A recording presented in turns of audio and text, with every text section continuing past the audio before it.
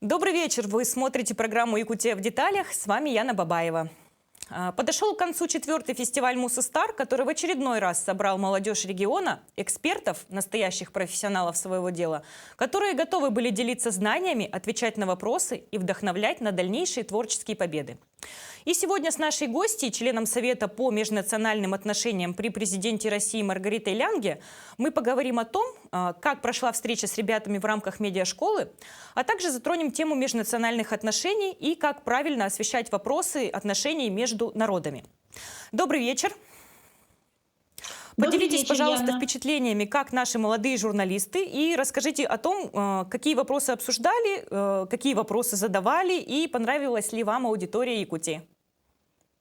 Аудитория меня просто очаровала, ребята меня поразили тем, как быстро они все схватывают. Всем кажется, что если ты рассказываешь о чем-то хорошем, о культуре, не занимаешься какой-то негативной информацией, да, не делаешь чего-то такого плохого в экране, то ты не сможешь добиться успеха, и не будет у тебя никакой аудитории. Так вот, у нас 1,5 миллиона в Ютубе и еще 1,5 миллиона в ТикТоке. И в основном это молодежь. То есть мы показали, что молодежи на самом деле это интересно. И те ребята, которые пришли на встречу и были на встрече, им тоже эта тема очень интересна. Они задавали очень конкретные вопросы, а вторая часть, она была абсолютно практическая. Они показывали свои ролики, и мы с ними вот не как с детьми, а вот как бы как со взрослыми разбирали, что так, а что не так в их роликах, чтобы сделать их такими, чтобы они получили как можно больше аудитории. И знаете, что меня поразило? Вот я обо всем этом рассказала, потом, значит, уехала, села в самолет, и пока я долетела до Москвы, я прилетаю, мне, значит, приходит сообщение, они полностью переделали все ролики, все 8 команд, причем все учли все пожелания, которые были сказаны, все замечания, которые были сказаны. Просто гениальные, фантастические ребята. Они вот меня, честно говоря, вдохновили. Вот вы сказали, что они вдохновились, а я вот вдохновилась вот этой скоростью, этим желанием меняться и тем, как быстро и легко они это делают. Мне кажется, что вот нам, старшему и среднему поколению, можно у них вот этому учиться, вот этой быстроте, быстроте реакции. И вот я просто поражена. Великолепно отработали, очень серьезные вопросы задавали. И меня порадовало, что они все подписчики. Вот. Это тоже было очень и очень приятно. Очень здорово, что вам понравились наши ребята.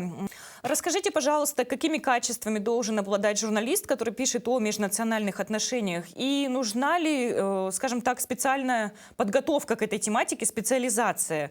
Или все-таки любой журналист может сделать качественный материал, если хорошо подготовиться?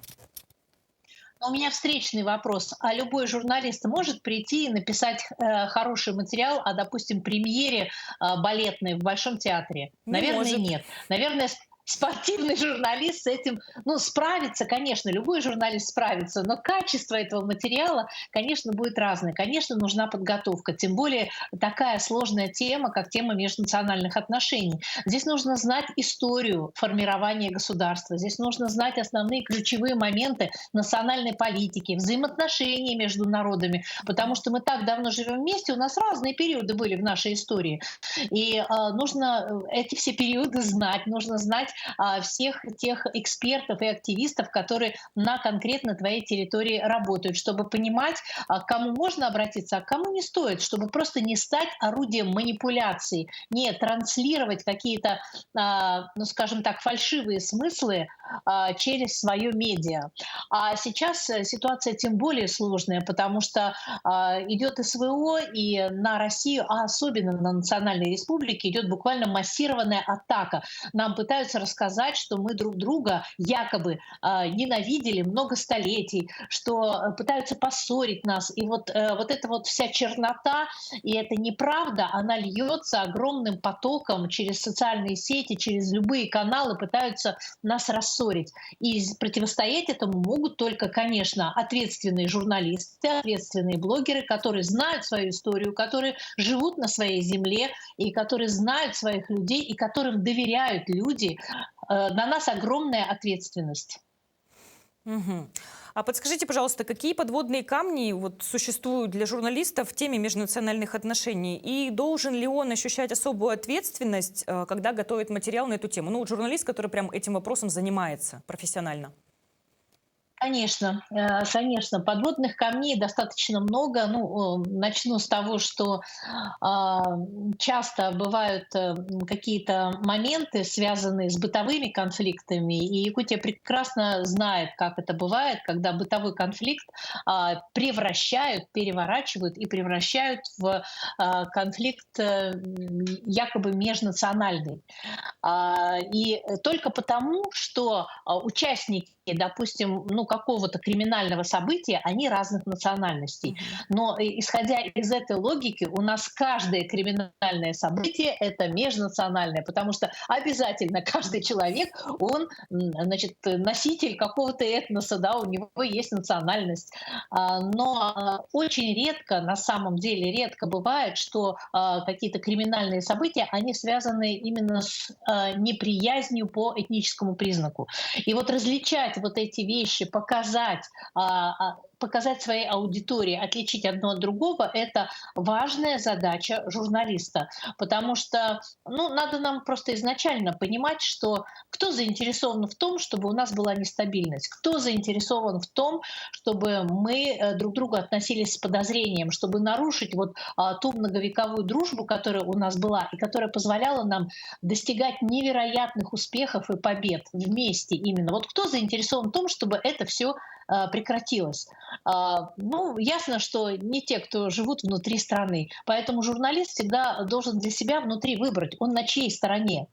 Он как бы ради чего работает, потому что работа в информационном поле, медиакоммуникации — это работа с аудиторией. И это все-таки никто не отменял того, что ты как-то объясняешь людям ситуацию, и ты их, возможно, к чему-то призываешь.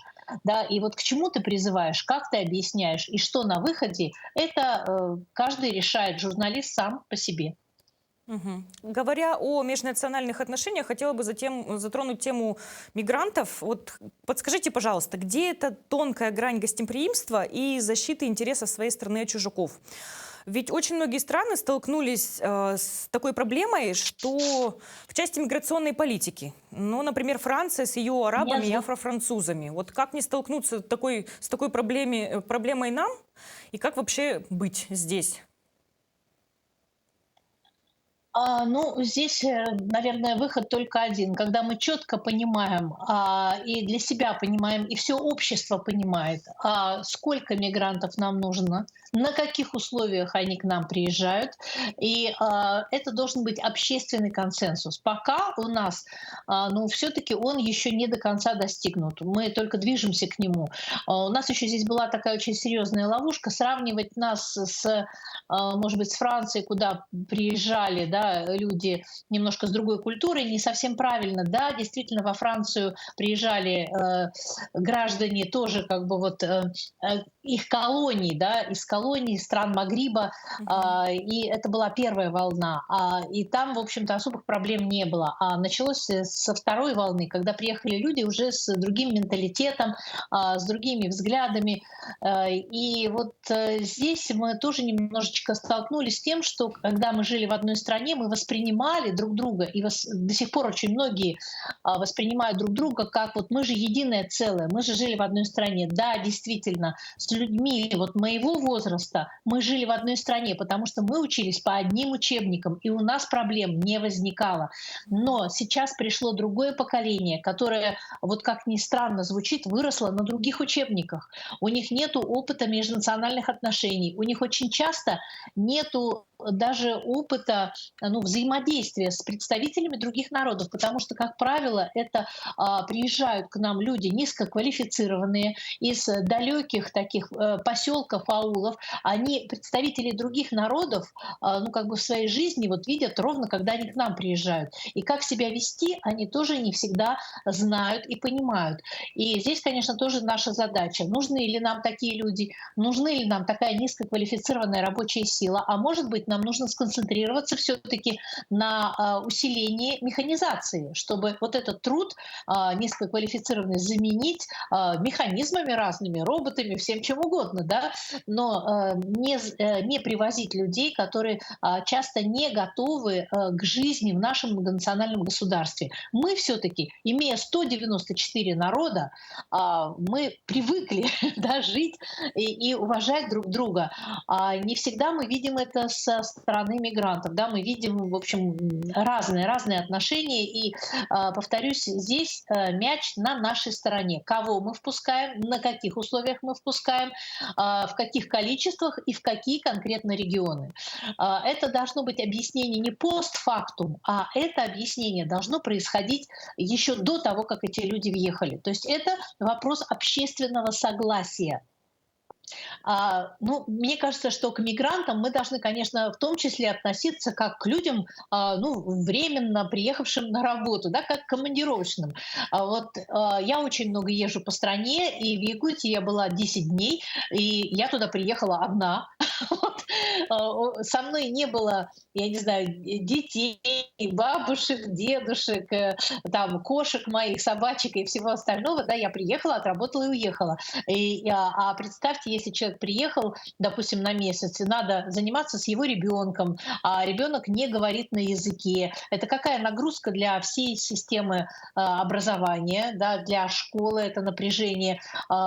Нужно лечить всех членов семьи и так далее. Да? То есть вот это все мы должны очень четко определять. Человек приехал работать и уехать, это одно, или человек приехал для того, чтобы стать гражданином России. Вот тогда уже мы совершенно по-другому к нему относимся.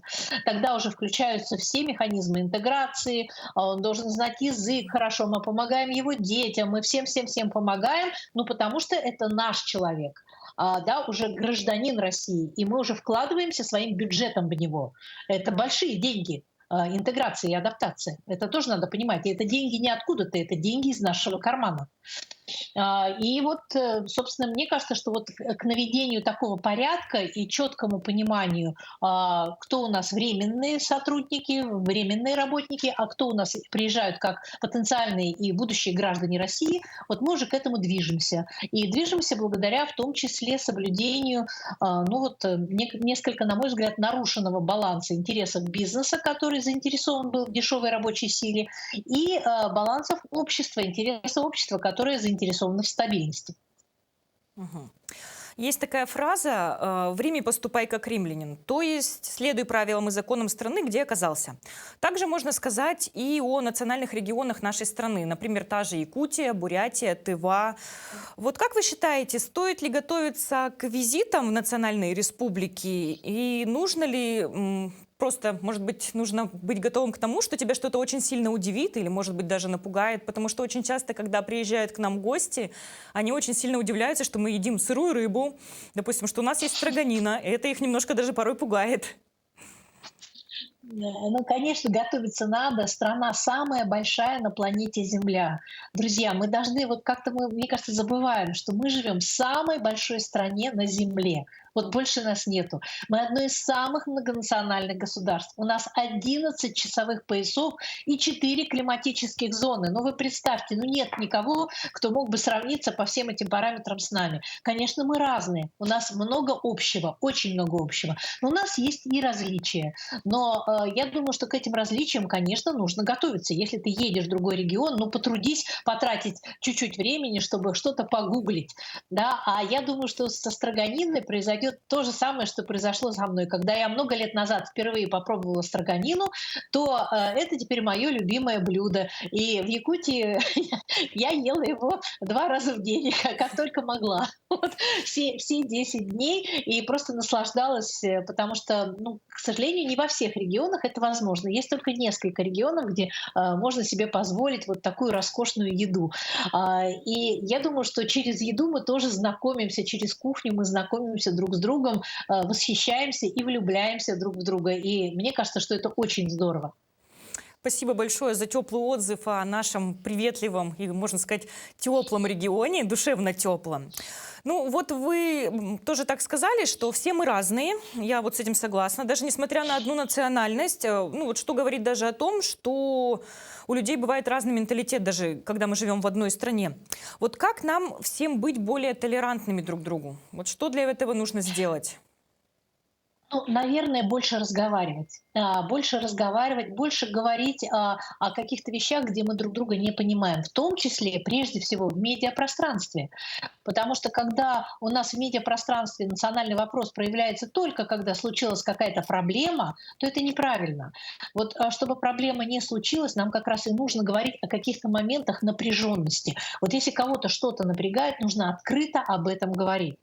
Открыто говорить и договариваться, потому что ну, у нас многовековой, повторюсь, опыт совершенно фантастического, успешного общежития, да, в любви, дружбе, куча межнациональных браков, очень много людей, у которых по 6, 7, 8 кровей намешано, и это тоже результат взаимопонимания тоже и взаимоприятия. Поэтому я не вижу никаких таких вот причин, которые бы позволили нам сегодняшним как-то измениться и не воспользоваться тем опытом, который был у наших предков. Если наши предки умели договариваться, умели дружить и понимать друг друга, то чем мы хуже? Мы, в общем, мне кажется, мы такие же. Просто нужно чуть терпимее воспринимать друг друга. Если тебя что-то удивляет, не торопиться осуждать, постараться разобраться, постараться понять, в чем причина. И, как правило, причина всегда находится, вот, допустим, какого-то непонятного даже пищевого поведения или еще какого-то. Всегда есть рациональная причина. Просто не всегда мы ее знаем. Ну и, собственно, этому и посвящен в том числе наш канал «Национальный акцент». Мы очень много роликов у нас посвящены тому, как люди друг друга якобы не понимают, а потом мы объясняем, как надо друг друга понять. Но, собственно, в общем, в этом и состоит суть. Он создавался для того, чтобы рассказать о культурах и рассказать в том числе через ну, некоторые моменты недопонимания. Ну, мне кажется, что межнациональным отношениям нам стоит поучиться у детей. Вот кто-кто, а малыши не видят ни расовой, ни национальной разницы между людьми. Но в какой-то момент у них включается то ли самоидентификация, то ли вот ну, что-то такое вот свое берет верх. Вот кто имеет большее влияние на детей? Среда, в которой они живут, или вот внутреннее подросшее я, которое хочет быть отличным, хочет чего-то добиваться, стремиться, и которое ну, в какой-то степени не терпит отличий от себя и себе подобных людей, к которым ты привык, которых ты знаешь? Очень часто то, как ребенок или подросток будет себя вести, насколько он будет терпим к представителям других народов, когда уже вот подрастет, зависит от того, что было заложено в семье, когда он был еще совсем маленьким. Ну, здесь вот как не вспомнить пословицу, что воспитывать нужно, когда лежит поперек лавки, а не когда вдоль, да? Вот.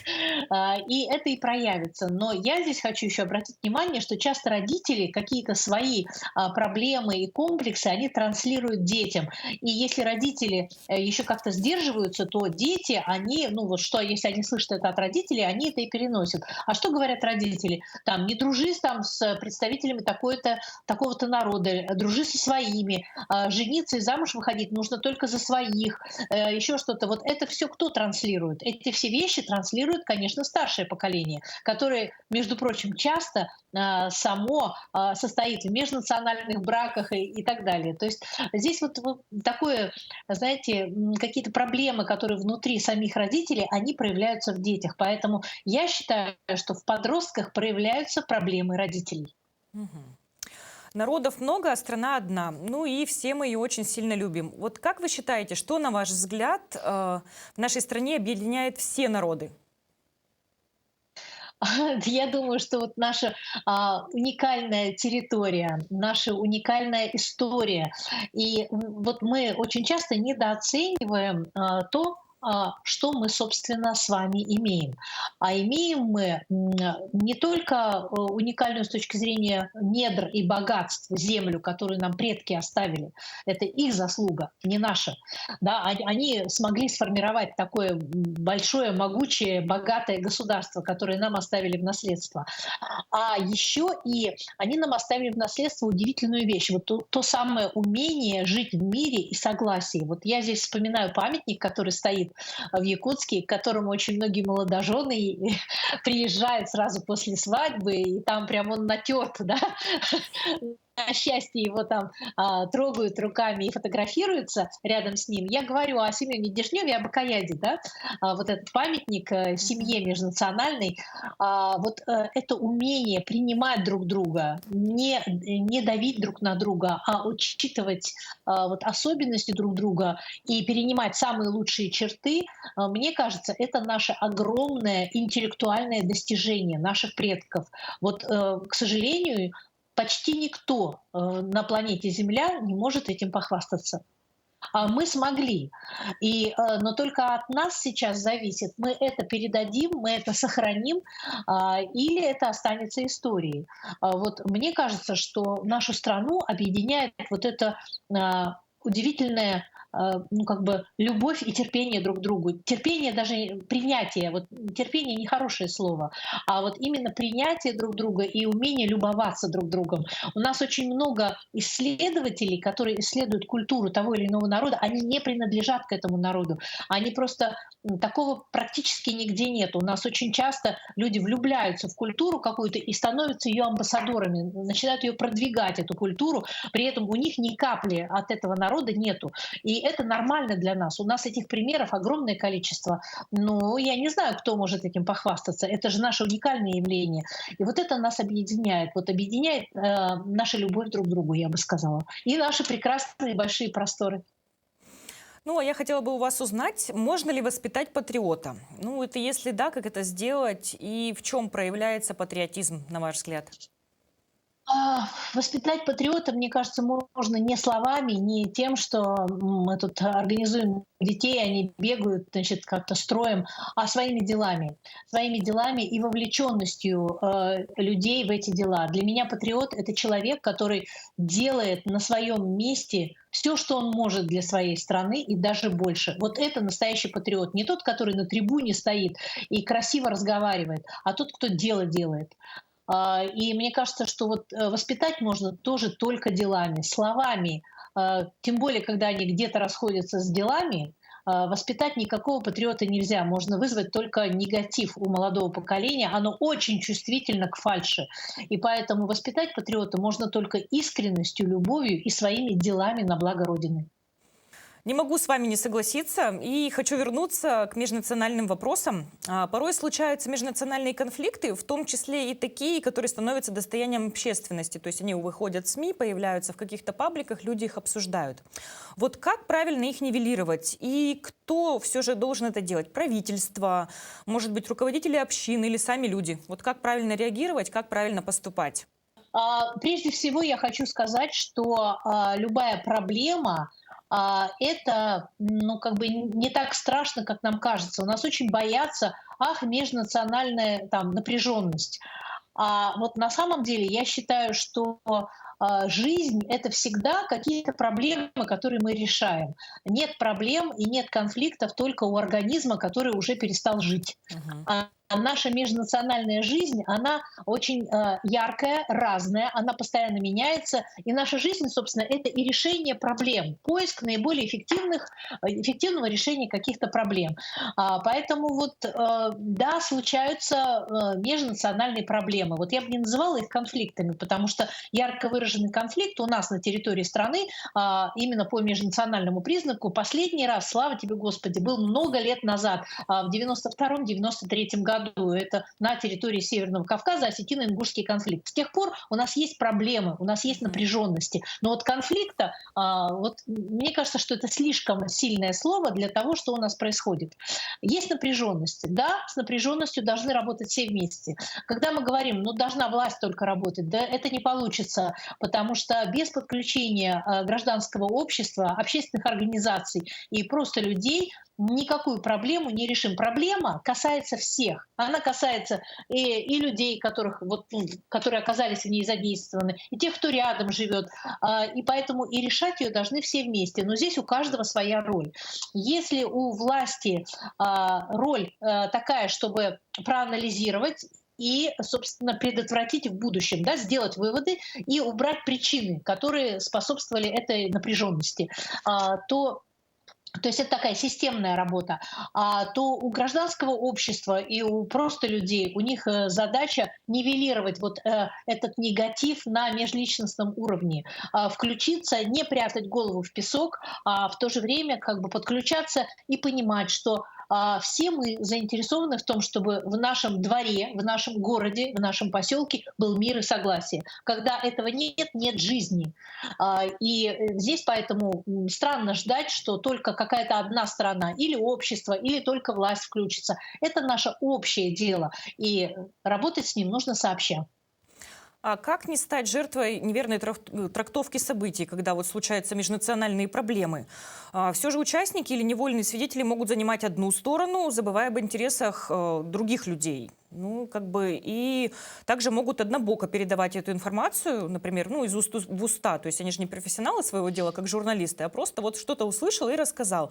Как с этим быть? И вообще стоит ли, ну, скажем так, зная о каких-то проблемах, их распространять, передавать кому-то по WhatsApp, по другим мессенджерам? Ну, конечно, желательно этого не делать, но если мы с вами об этом скажем, то это все равно никого не остановит. Мгм. Все равно, если кого-то что-то волнует, то все друг другу начнут, значит, написывать, да, пересылать что-то еще. Здесь вопрос в том, что нужно все-таки задать себе вопрос. А, ну, как бы, насколько достоверен тот источник, который тебе присылает. Вот я же здесь вернусь к тому, с чего мы начали. Очень активно работают для того, чтобы раскачать межнациональную ситуацию. И нам часто вбрасывают в информационное поле совершенно из-за пределов региона и даже из-за пределов нашей страны разные информационные поводы, которые уже на самом деле 10 раз как были решены. То есть уже все прошло, и вдруг оно начинает по новой, значит, крутиться в информационном поле.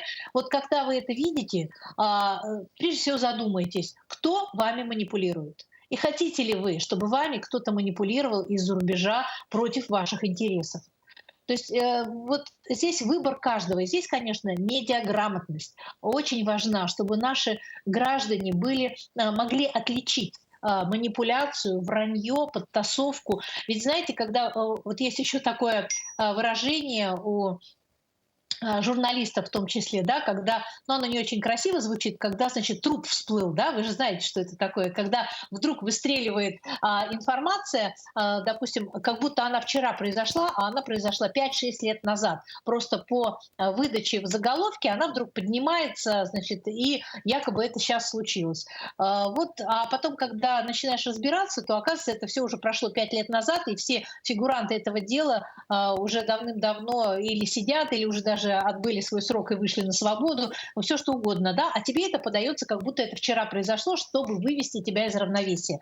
Поэтому любая информация, которая выводит вас из равновесия, у которой нету четкого отсыла, кто является источником этой информации, вот она должна вызвать сомнения.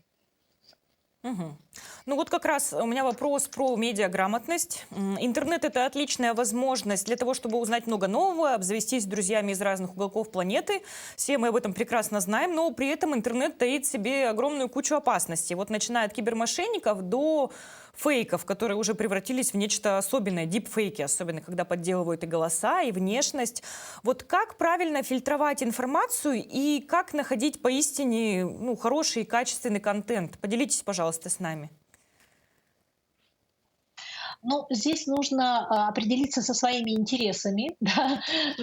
Обычному человеку он должен четко понимать, что информации очень много, и он должен для себя выбрать первое вызывающие доверие источники информации. Если есть что-то, что ну, скажем так, вот прямо вызывает очень яркую эмоциональную реакцию, это вот первый признак, что вас хотят вывести из равновесия. Вот слишком яркий какой-нибудь кричащий заголовок, да, слишком какая-то парадоксальная информация, тебе кажется, такого быть не может, да, вот, или какое-то там какое-то невероятное заявление человека, да, сейчас уже нейросети могут все что угодно сделать, да, и показать, как человек артикулирует то, что он даже никогда не говорил. Вот здесь вот нужно, наверное, перепроверять. То есть каждый человек должен научиться тому, что мы говорим факт-чекингу, да, проверке информации, чтобы его за нос не водили. Ну, вот как только у вас есть какие-то сомнения, когда человек, либо когда вам звонят всякие мошенники, да, они, как правило, тоже их первая задача — вывести вас из равновесия. Потому что когда вы выведены из равновесия, это называется информационная паника. Создать информационную панику. Это все делают как с обществом в целом, для того, чтобы сподвигнуть его на какие-то неадекватные действия, так и с конкретным человеком. Вот когда вы видите, что у вас начинается что-то, вот это вот, да, вот какое-то, вот моментально здесь надо выдохнуть, остановиться и желательно вообще прекратить разговор или, ну, начать как-то анализировать ситуацию. То есть не идти на поводу своих эмоций, которые у вас часто бывают специально инициированы. То есть не выходить из эмоционального равновесия. И тогда все будет нормально. Но у меня есть вопрос про блогеров, скажем так, обратная сторона этой истории. Вот как вы считаете, блогеры у нас не всегда являются экспертом в той или иной области, но при этом, скажем так, вещают о каких-то вещах, рассказывают. И какой совет вы бы дали тем, кто начинает свой блог или который уже его ведет, человек, например? Как находить поистине хороший, качественный контент, который будет приносить пользу людям и дарить прям доброе, светлое, вечное? Ну, для этого надо, чтобы была внутри такая цель, да, дарить что-то доброе, вечное, потому что часто блогеры и, в общем, в эту среду идут с главной целью — заработать. Да? Вот. Это тоже неплохая цель, но она не всегда достижима, когда ты делаешь что-то хорошее, доброе, и это тоже нужно понимать.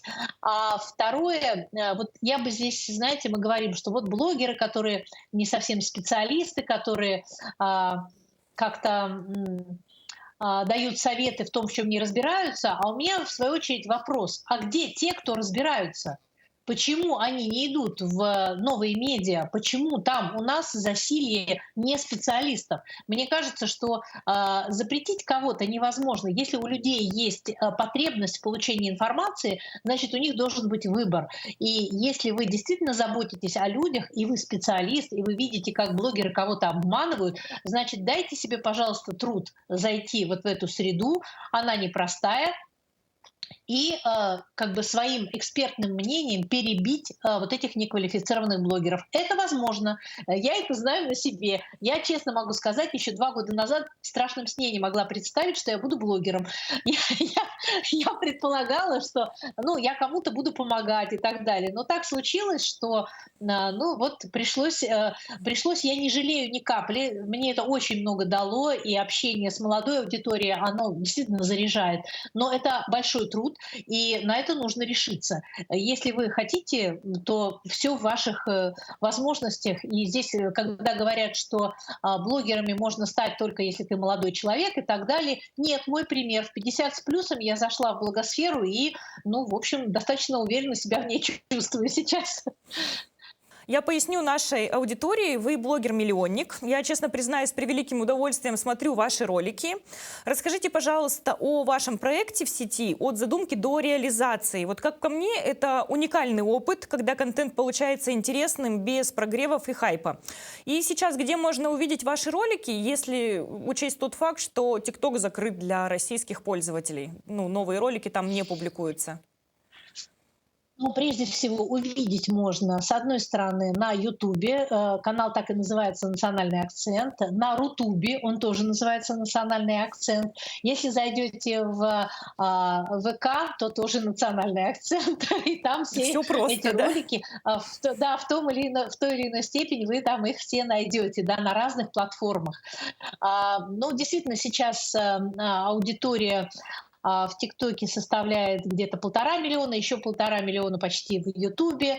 Мы очень гордимся и дорожим нашей аудиторией. А начиналось все с того, что как журналист, который много десятилетий работал в традиционных медиа, я просто увидела, что у нас молодежная аудитория, она уходит из традиционных медиа, она уходит в новые медиа, а в новых медиа, к сожалению, информация про межнациональные отношения носит исключительно негативный характер.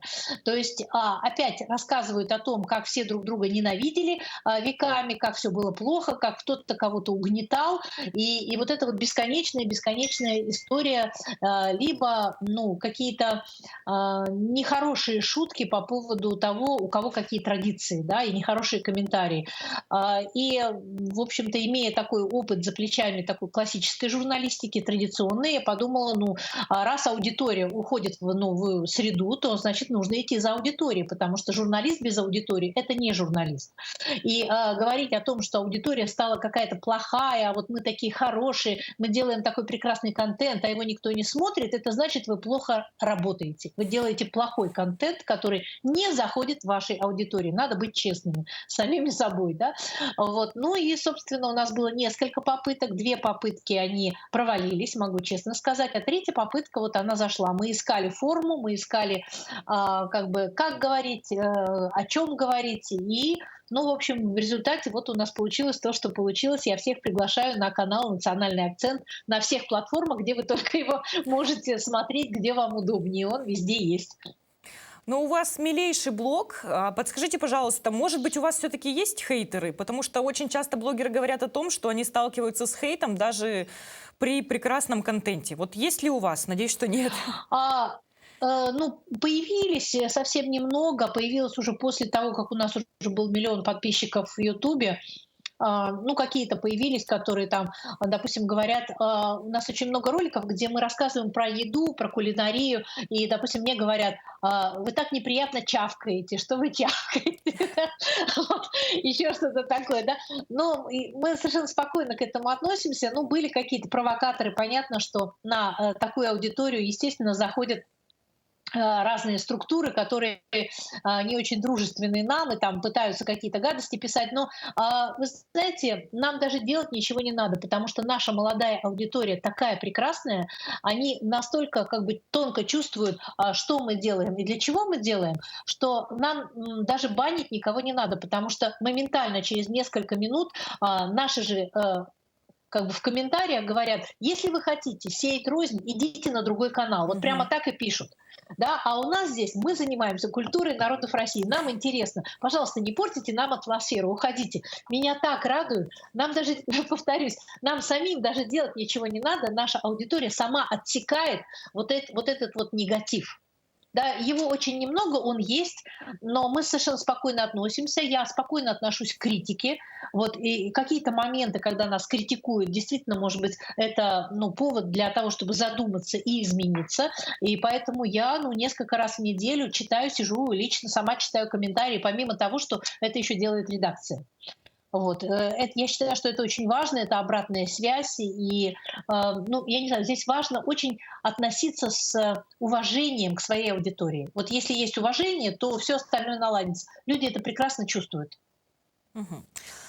А как вы считаете, современные технологии влияют на малочисленные коренные народы? Вот я сейчас говорю про интернет. Ведь в какой-то степени это нарушение привычного образа жизни для них. Не повлечет ли это за собой негативные последствия? То есть понятно, да, телемедицина, да, интернет, обучение, образование, все это здорово, это нужно. Но как соблюсти некий баланс, чтобы сохранились и традиции, и современность, скажем так, тоже подошла и принесла хорошее? У людей всегда должен быть выбор, неважно, кем они родились. Мы все абсолютно равны перед законом, и у нас одинаковые возможности. Если человек родился в тундре, это не значит, что мы должны его ограничивать и говорить: родился в тундре, вот и живи теперь все время в тундре. Нет, ничего подобного. Он может жить где он хочет, где угодно. Да? Вот. Так же, как, допустим, есть люди, я с ними познакомилась, вот когда была и в Русском Устье, и в Чекурдахе. Я познакомилась с людьми, которые 50 лет назад приехали, влюбились в эту землю. Они ни разу не представители коренных народов, но они сейчас занимаются рыболовством, коренными промыслами и переженились с местными жителями все, да, и они имеют на это право. Я думаю, что интернет дает как раз одинаковые возможности, и не надо волноваться за представителей коренных народов, потому что они своей тысячелетней историей продемонстрировали, что они способны создать уникальную цивилизацию, которая выживает и прекрасно себя чувствует в невероятных условиях Крайнего Севера. Поэтому уж с интернетом они справятся и сохранят свою культуру прекрасно. Поэтому он им будет только в помощь. Ну и заключительный вопрос нашей программы. Вы очень много знаете о разных народах нашей страны. Вот какой факт о Якутии и якутянах стал для вас поистине удивительным? И есть ли такой факт? Я очень люблю Якутию. Была, наверное, раз 8 или 9. Я уже потеряла счет. Я была в разное время и летом, и зимой. И мне очень нравится то, как в Якутии сохраняют свои традиции. Мне очень нравится, что в Якутии именно традиции, они перешли на новый такой уровень современный. Взять даже то якутское серебро, да, которое я очень люблю, и из каждой поездки я привожу какое-то новое украшение. Да, это ведь тоже очень здорово. Вот каждый раз, когда я надеваю куда-то эти украшения, они вызывают вопросы, вызывают внимание. Но ведь они же не совсем традиционные, они на основе традиций, но они совершенно современные. И вот мне кажется, вот этот уникальный подход, который демонстрирует Якутия, это когда берется традиция и делается современная, то есть она продолжает жить. Когда традиция не музейный экспонат, на который можно из-за стекла посмотреть, а когда это факт жизни. Вот это меня абсолютно восхищает в Якутии, и это заставляет меня каждый раз с большой радостью возвращаться в эту прекрасную республику. Благодарю за интересную беседу. Желаю успехов. На этом выпуск нашей программы «Якутия в деталях» подошел к концу. С вами была Яна Бабаева. Смотрите нас по будням в 19:15. Расскажем обо всем в деталях.